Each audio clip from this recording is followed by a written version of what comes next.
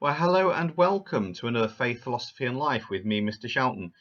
Behind me you can see what is known in the industry as the God helmet, created by Konen and Persinger, and it's a way of seeing whether experiences of God really are real or whether they can be stimulated by science.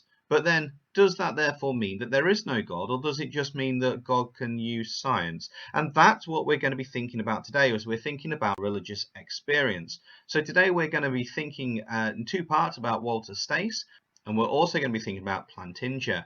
Before we get into the age-old debate about how do we know if there's a God, go and grab some paper and a pen because we're going to have our cheesy intro music.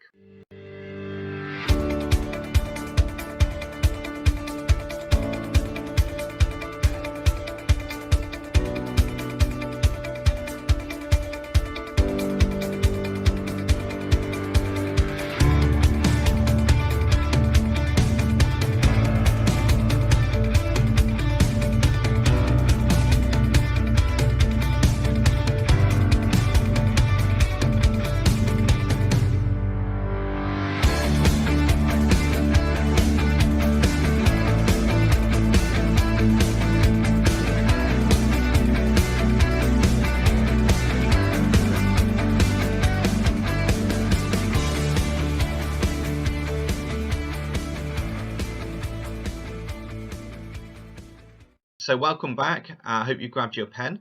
Now I've just noticed a slight error in the title, which it should be, what did Stace and Persinger say about mystical experiences? That's what it should say. So if you get a title written down, it's always useful to get one. What did Stace and Persinger say about mystical experiences? So our learning objective is to understand how mystical experiences can be interpreted as religious experiences. And so it's going to be good if we can describe what Stace and Persinger taught about religious experiences. Great if we can explain how non-sensuous union can link with the divine, and even better if we can evaluate religious responses to Stace and Persinger's arguments. As usual, please feel free to pause this wherever you need to. During today's lesson, we're going to recap on pints. We're going to look at Stace, mindfulness, a bit of TLE, not tender loving care, that's TLC, so don't panic. It's TLE, Temporal Lobe Epilepsy, and evaluation of bias. So we've got a fair bit of psychology going on, a little bit of mindfulness as well, which might be quite useful in the world that we're in. So today we're going to start thinking about pints and the theuminous. So I'd like you to try and work out what it is that I'm talking about. So pause this clip now. What do I mean by the term pints? Because I didn't use that before, but you have got that information. And what do I mean by the term theuminous? Pause the clip now, see if you can work those out. Brilliant. Okay, I wonder if you got this. So pints then is passivity, ineffably, noetic quality, and transiency, all the elements of a mystical experience. I've rearranged them so they're P-I-N and T, that's the word pints. And then a theuminous, according to Otto, as we've got here, it can be referred to as the emotions and thoughts that arise in us. We get a sense of it, because it's the idea that God is greater than us and we are tiny little things, if you remember. If you've got no idea what I'm talking about, nip back and watch the last couple of lessons. It might be painful for you, but it's well worth doing.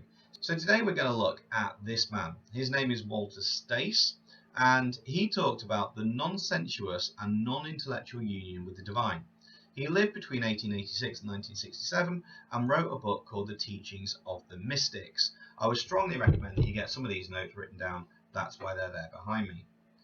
It's really important to note that what Stace is trying to do is not prove the existence of God. Okay, this isn't like the cosmological or ontological or the design argument. He says that God is a mystery.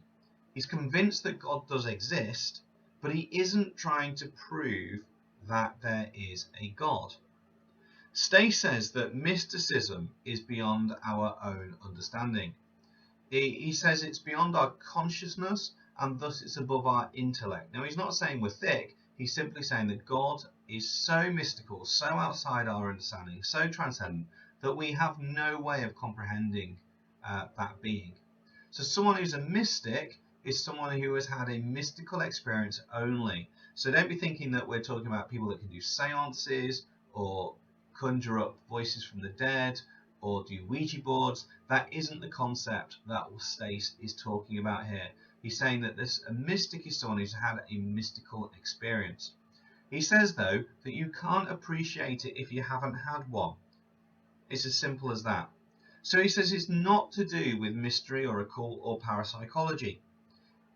Visions and voices are not mystical experience.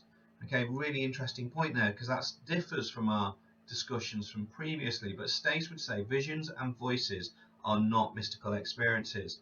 A mystical experience is a non-sensuous experience. So there is no smell, no sight, no taste. You can't hear anything. So that then begs the question, how do you know if you've had one? And that could be one of the first issues that we stumble across with Stace, that you don't actually know if you've had one, but they are non-sensuous. That means you can't experience by sense. You're having an experience with something that is beyond our consciousness and above our intellect as well. So Stace says that there are two forms of mystical experiences. The first one is an extrovertive experience. That's the idea that the mystic sees the actual work, but it's transfigured into an experience of a non-sensuous unity. So what that basically means, and this is my understanding, is that the mystic is aware that something has happened, and they're therefore aware of being united with something greater than themselves. However, that is something that's still outside of themselves and still outside of their actual explanation. They can't explain that. An introvertive experience, however, he says, is something that's a total suppression of sense experience. The world is obliterated. You become unaware of yourself. I does not exist. So you cease to have a consciousness of who you are, and you're just maybe more aware of the world around you. So there is a little clip there from The Simpsons which I've linked. I can't put it into the YouTube clip because it wouldn't allow me to upload it. But if you look for http://tiny.cc/fpl-simpsons lowercase, that will take you straight to a clip which is well worth you looking at. I think that's a good example of an introverted experience. Stace says that extroverted mysticism is a halfway house towards an introverted experience. It's only the introverted experience that is truly ineffable. Now remember, James talks previously about mystical experiences being indescribable, so not being able to be imparted to others. So there is some sort of link here that's going on. Okay, so just to help explain this a little bit more, I'm going to read a little extract from Mysticism and Philosophy by Walter Stace, and this is about an extrovertive experience. And this is what it says. The room in which I was standing looked out onto the backyards of the tenement. The buildings were decrepit and ugly, the ground covered with boards, rags and debris. Suddenly, every object in my field of vision took on a curious and intense kind of existence of its own. That is, everything appeared to have an inside to exist as I existed, having inwardness, a kind of individual life, and every object seen under this aspect appeared exceedingly beautiful. There was a cat out there, with its head lifted, effortlessly watching a wasp that moved without moving just above its head. Everything was urgent with life, which was the same in the cat, the wasp, the Bolton bottles. It merely manifested itself differently in these individuals, which did not therefore cease to be individuals, however. All things seemed to glow with a light that came from within. So that's an example of an extrovertive experience. You may want to play that back again. Another experience from Meister Eckhart, a 13th to 14th century German mystic, and he said he could see all objects in the universe as a unity, as one. And he said this: all that a man has here externally in the multiplicity is intrinsically one. Here all blades of grass, wood and stone, all things are one. So an extrovertive experience would give this idea of a perfect unity. What we then do is to compare that to an introvertive experience, not just the Homer Simpson one, a slightly different one as well. And this is what an introvertive experience says. It says, I was floating on my back in a river of peace, under bridges of silence. It came from nowhere and flowed nowhere, and then there was no river and no I. The I had ceased to exist. And when I say the I had ceased to exist, I refer to a concrete experience. The I ceases to exist because it has, by a kind of mental osmosis, established communication with it, and has been dissolved in the universal pool. It is in this process of dissolution and limitless expansion which is sensed as the oceanic feeling, as the draining of all tension, the peace that passeth all understanding. So again, that's an example of an introvertive experience. You can see the difference there. So what we're now going to do is we're going to do a little bit of a demonstration of one of those forms of religious experience. Now, I can't make you have a religious experience now. That would obviously be a daft thing for me to try to do over the internet. And plus, why should you? Because you might not want one. But we are going to do a little bit of meditation now. And I think this was a really good way of showing us what a religious experience could be like from an introvertive or extroverted position. So I'm going to play to you a little bit of a breathing exercise. You do need to sit comfortably, so get a cushion, sit comfortably, sit on the floor if you'd rather. And just the more seriously you take this, the more you will get from this activity. So we're going to do a little exercise called mindful breathing, and get yourself comfortable, pause me if you need to, and then let's give this a go. It's only just over 3 minutes long. I'll see you on the other side. Mindful breathing. Close your eyes and rest your hands on your knees. Bring your attention to the touch of your body on your seat. Feel the weight of your body on your chair or cushion. Make sure that your back is straight and that you're comfortable.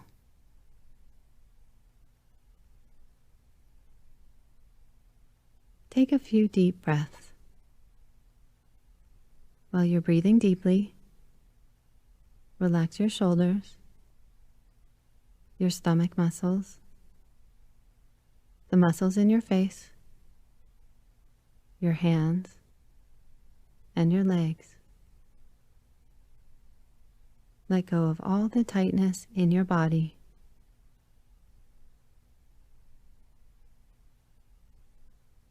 Now bring your attention back to your breath.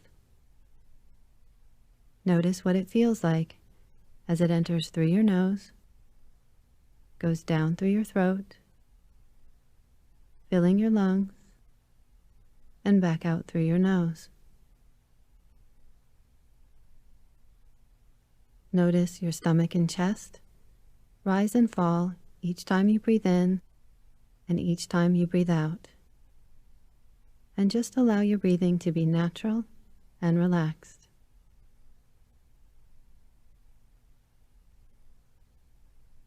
Now bring your attention to the feeling of your breath in your nose. Feel your breath as it comes in and goes out. Just focus on this sensation, paying attention to each time you breathe in and each time you breathe out. As you inhale, maybe your breath feels cool. And as you exhale, maybe it feels a little warmer.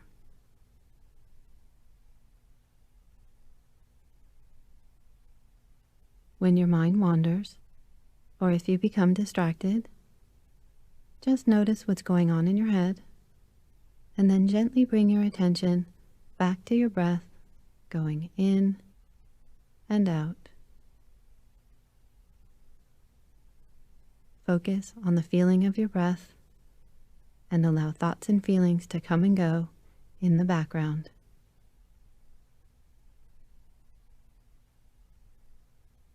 Now gently bring your attention back to the touch of your body on your seat and open your eyes. Okay, welcome back. I wonder if you would then put that as an introvertive or an extrovertive experience. Well, these are some things that you may want to make some notes on as we go.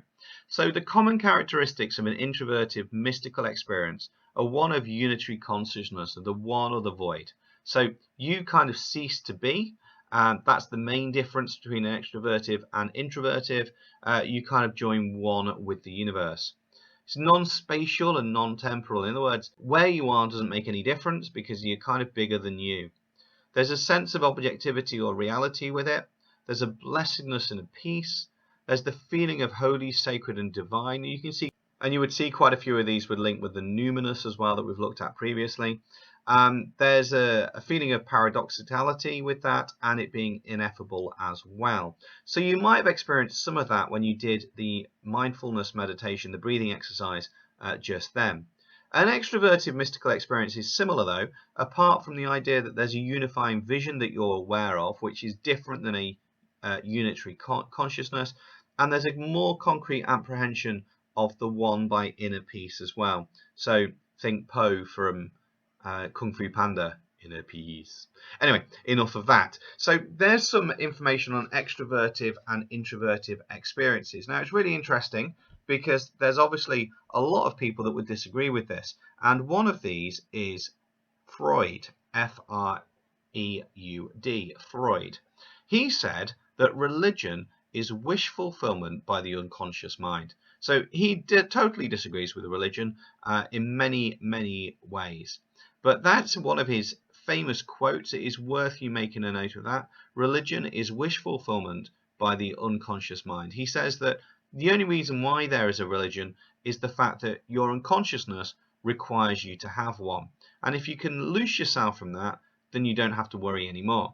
So a religious experience then, he would say, wouldn't happen. It's just your unconscious mind. He says the idea of God helps control fear of the unknown and death. That's the reason why people would like it.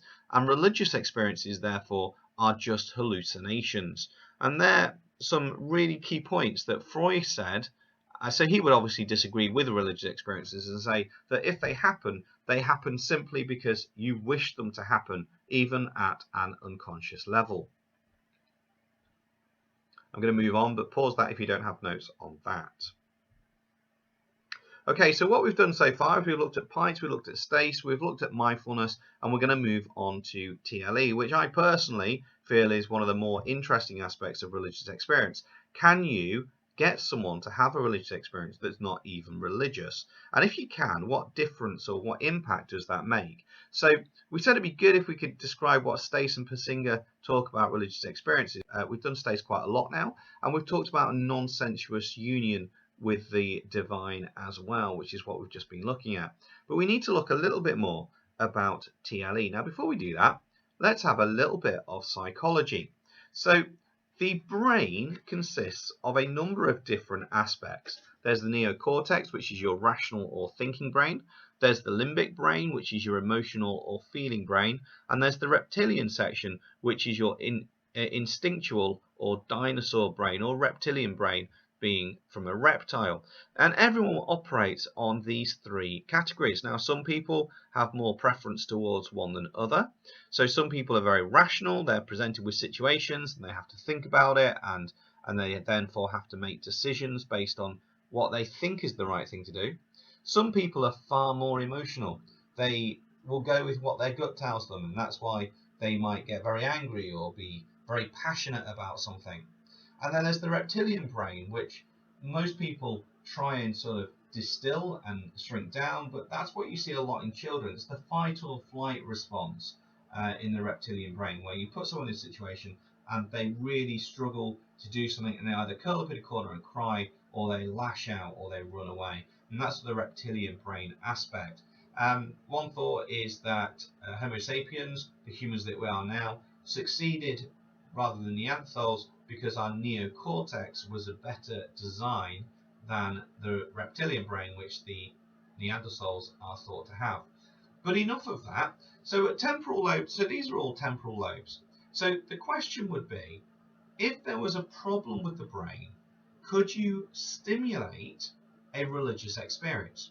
And so we're going to look now a little bit of science on this with temporal lobe epilepsy. I've got a clip to show you that will explain it somewhat better than me before we come back to the philosophy. So, random YouTube clip, here we go, go.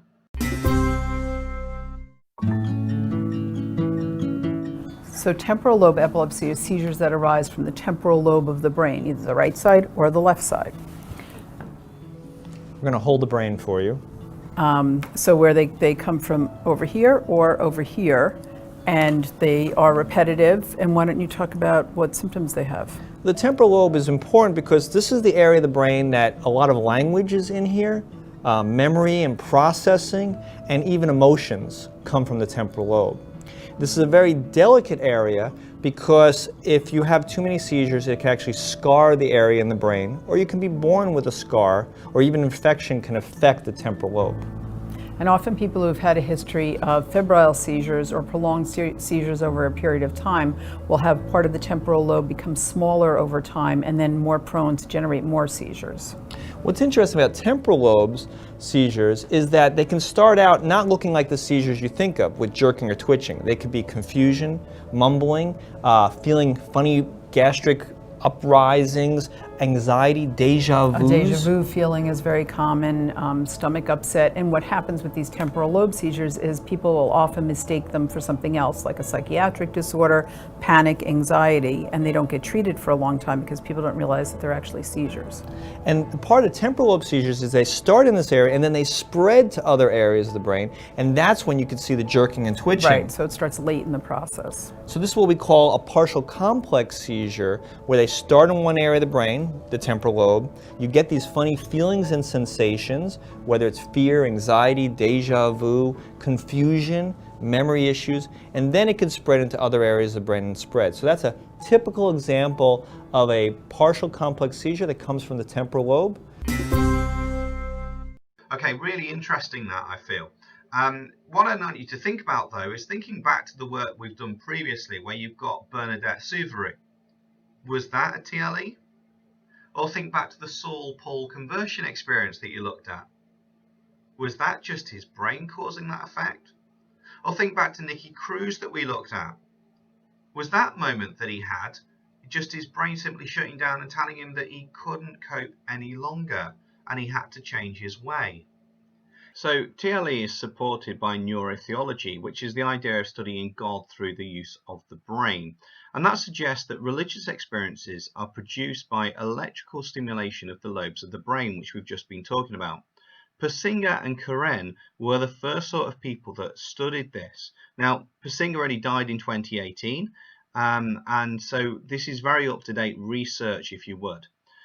They worked on something called the God helmet, which is the image you can see on the left. The idea is that if you placed a helmet on someone, could you stimulate a religious experience within a scientific laboratory? Now, that was further tested by Tanico, and you see his spelling there, and he had similar results in 2014 as well. So the God helmet, this is also known as the Konen helmet, stimulates the temporal neocortex and the mesiobasal portions of the temporal lobes with a complex magnetic field. The God helmet places 4 magnetic coils on each side of the head, just above the temporal lobes. Some subjects exposed to these fields reported having spiritual experiences during the tests. These subjects included atheists as well as religious believers. In one media interview, that was the BBC in 2003, Persinger stated that 80% of the subjects reported the presence of non-physical beings in a room where the experiments were conducted, including the presence of God in a small number of cases. So it's a really fascinating study, this, with Persinger and the God helmet, because if it's true, then there is then a big issue that comes down to, can you trust religious experiences, or is it just the brain causing these effects? So things like drugs or hallucinogenic drugs like LSD, called entheogens, that's E-N-T-H-E-O-G-E-N-S, sorry if I can't pronounce that correctly, E-N-T-H-E-O-G-E-N-S, it means, and that's what this word means, it means generating, becoming the divine from within. Generating, becoming the divine from within. So that's that aspect for you. Now, there's a few more things just to talk about before we go on and finish, which is about religious responses to this. So Freud then, as we've talked about already, these are some religious responses. If you've got the AQA book, then do look at page 105 to 106 for a little bit more detail. Freud says that religious experiences are wish fulfillment anyway. Well, that experience, though, doesn't prove there is a God. It just says that we might want there to be one. So that's sort of the thinking from Freud's perspective. Persinger would suggest that God could give people religious experiences using the brain. That is, in fact, the most natural way of doing it. God created us with brains, and he created with temporal and frontal lobes, and that's how the brain comprehends experiences. So it would make sense for God to use that. So what's being done in the science lab doesn't necessarily mean that there isn't religious experiences taking place, but obviously it's showing that that's how God could communicate with us. And finally, a religious response would be that it doesn't change religious belief. We are just receiving the experience this way. So the fact that we have a scientific understanding as to why we're having it that way doesn't change the fact that we're having one. So there are sort of three religious responses when it comes to Persinger and Stace's views anyway. So during today's session then, we've started to understand how mystical experiences can be interpreted with religious experiences. We said it'd be good if we could describe what Stace and Persinger thought about them. Great if you could talk about non-sensuous union with the divine, and even better if you could evaluate religious responses to Stace and Persinger as well. So we've covered a lot today. I know that was a busy session. I do think that at this point you need to evaluate and to think yourselves if you think that mystical experiences are in fact true, or what we can learn through a religious experience through Stace and Persinger's viewpoint. You need to make sure you're really secure on the theuminous and William James and the other things that we've talked about during this unit. So I hope you're well, stay safe, wash hands, God bless, and I'll see you in a few days.